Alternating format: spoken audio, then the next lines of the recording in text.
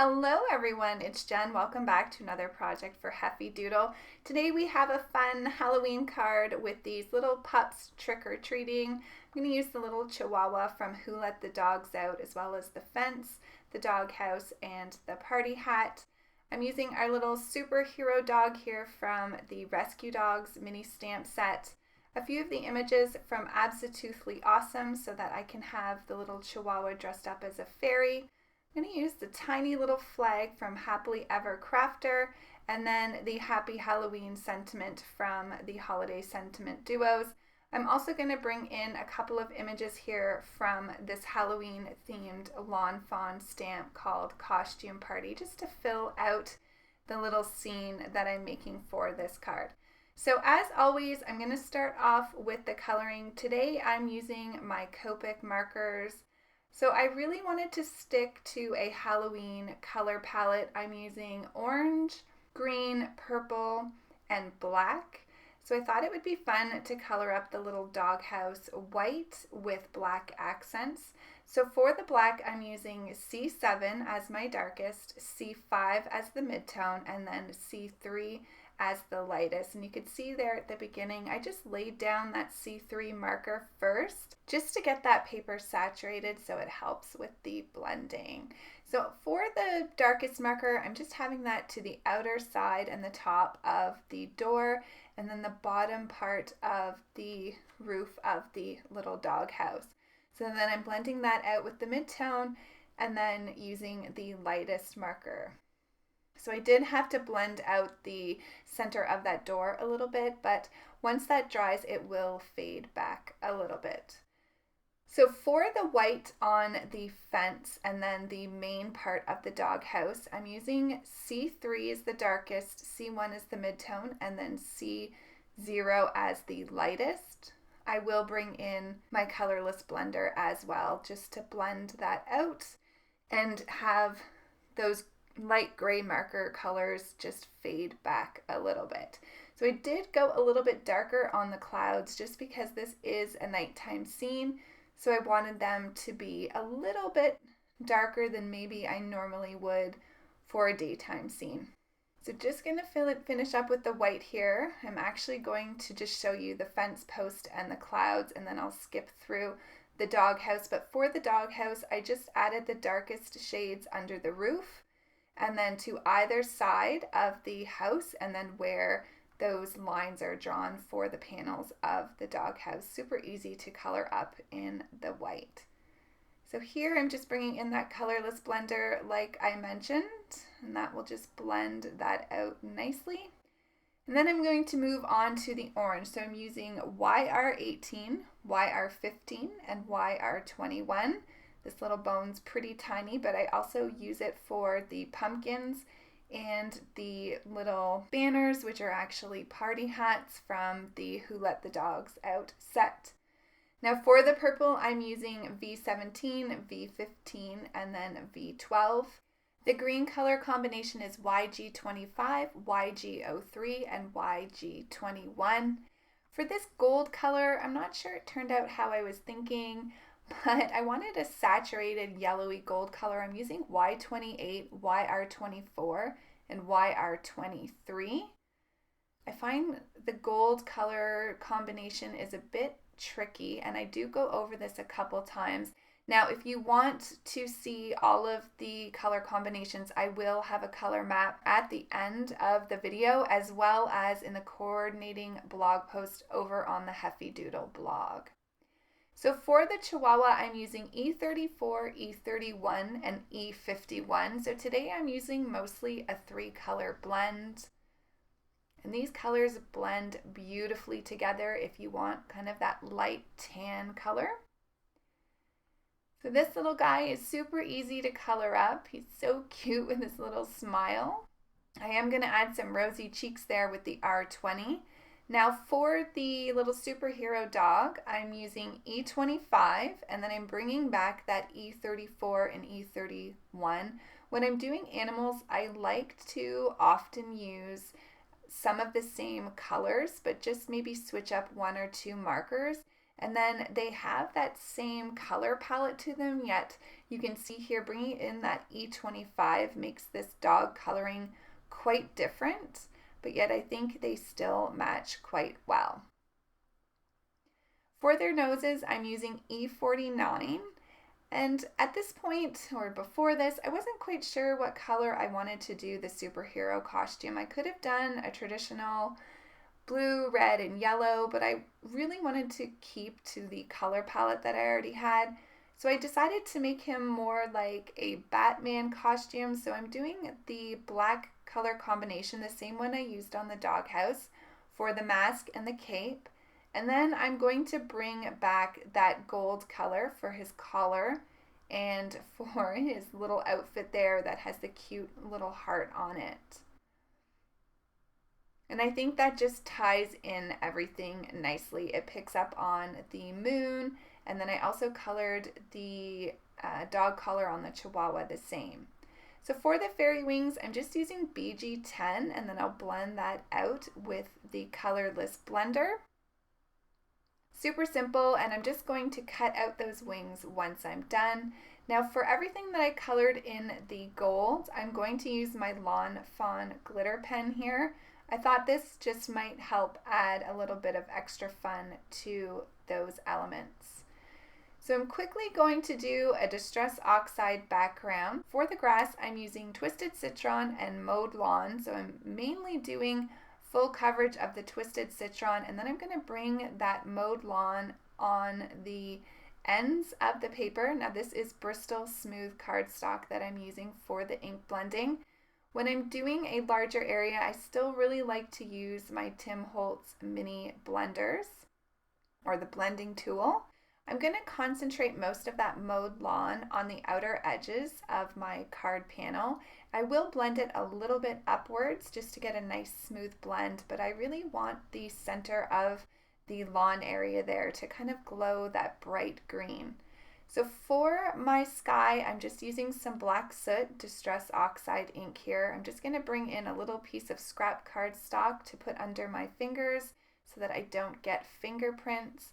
I'm not worried about where the two different colors meet because that will be covered up by the fence. So I'm just going to add some water here to oxidize the ink. I wanted to concentrate that mostly on the sky.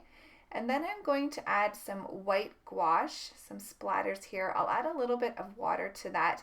I'm just using a really inexpensive stamp block. I kind of keep this one aside for doing ink splatters. This is just one I picked up at Michael's, I think in a dollar bin.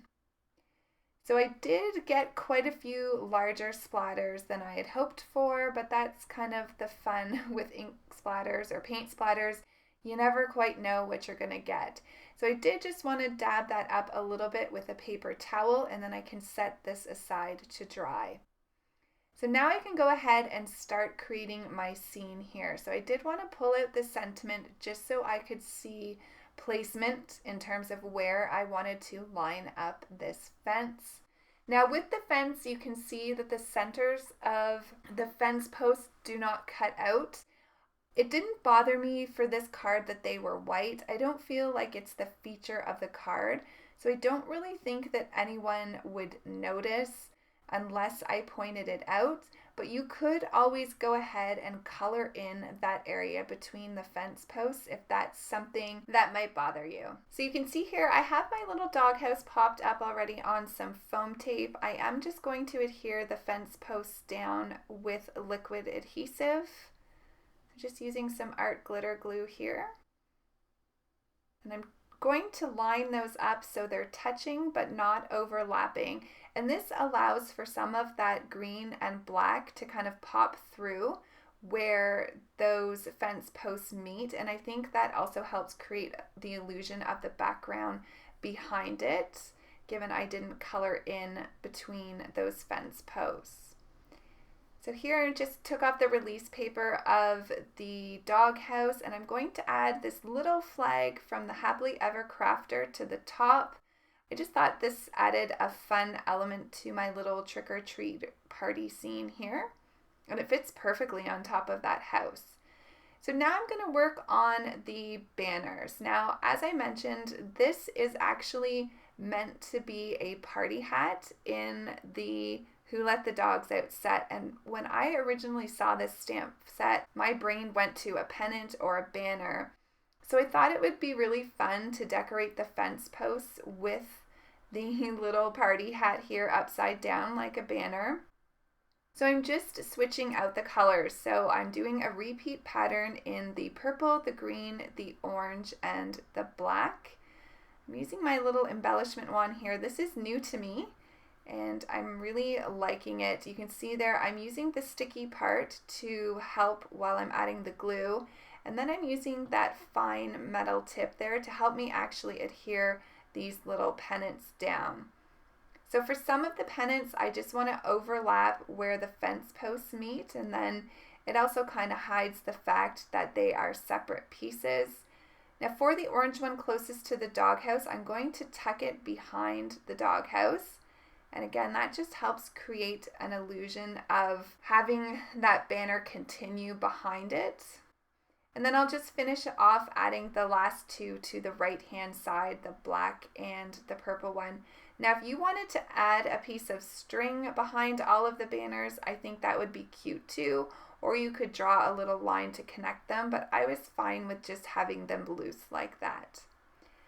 I'm going to bring in this little treat bowl. This is from the Lawn Fawn costume party, and I'm going to have that sitting outside of the little dog house. And then I'm just going to lay out the rest of my images here so I can figure out where I want to adhere them. Here's a look at the little fairy wings that I cut out from Absotoothly Awesome. I'm going to add that to the Chihuahua and then the little wand in her hand. Now I quickly bring in the crown, but I felt like it was too big for this smaller dog. If you're adding extra dogs to a scene like this and you use one of the bigger ones, I definitely think the crown would work. But you can see it's just a little too big, and so I decided just to go with the wings and the wand. So I will add some foam tape to the two little dogs, and you can see there I've stamped and colored 3 of the pumpkins from the costume party set. Now this card was really about using your everyday stamps to create a Halloween card. Really like to do that with holiday cards. So if you don't have a Halloween stamp with the pumpkins, you could always make your own, or you could just add extra dogs to the scene, and I think that would look really cute as well. For the sentiment, I'm going to do some masking because I want Happy Halloween to be in an orange color, and I'm going to pull out my Catherine Pooler inks. This is Tiki Torch, I think it's called. Yeah. So I am going to stamp this a few times. I'll only share one kind of stamping of it here. But I think I did it 3 times, and then I went ahead and masked the top of the stamp, and I'm just going to use my Versafine Clair Nocturne ink here for the bottom. So I thought the orange and black was quite fitting for the Halloween sentiment, and the bottom reads, "Hope you have a simply spooktacular day." I'm going to grab my trimmer here, and I'll just go ahead and cut this down. Now I like to line up the top of my sentiment with the furthest edge of that clear panel that overlays the bottom of the trimmer. And I'm going to tuck the sentiment behind the little flag on the doghouse. So for the left-hand side, I'm just going to cut a fishtail banner here by hand. So the easiest way is to cut a straight line down the center and then angle your scissors towards each center from each edge. Now this one I didn't quite get to the middle there on the first go, so I just trimmed that up a second time. I'm going to adhere the banner just with some liquid glue, and then I will figure out where I want the placement of my moon and clouds, which I've also popped up on some foam tape. So I do just change the position of this. There's a little V between the clouds, and so I decided to line that up with the bottom of the fishtail. Just kind of tucks in there nicely, even though there's a little bit of space. So there's the scene pretty much completed. So now I just want to add some final touches. So I'm using my black glaze pen here for the dog's nose and for the jack-o'-lantern faces, as well as the little heart on the superhero costume. Once I finish that, I'm going to bring in my white gel pen. I'm going to add some highlights to each of the jack-o'-lanterns, the cape on the dog, and then on the little fairy wings. And also I'm going to add a pretty bold line here to the right-hand side of the dog door. And you can see how that just brings that door to life. Now I decided to add more sparkle, so I'm bringing in my Spectrum Noir glitter pen here, and I had just kind of squeezed it. You can't really tell on video, but this is super sparkly. It's so pretty. I haven't been using my Spectrum Noir marker a lot, and so I forgot how glittery this one actually is. Loved it. So I just kind of tilt the card here, hoping that you could see the glitter, but you can't see it that great on video, but in person it's super cute. So here's a look at the color map for all of the coloring today.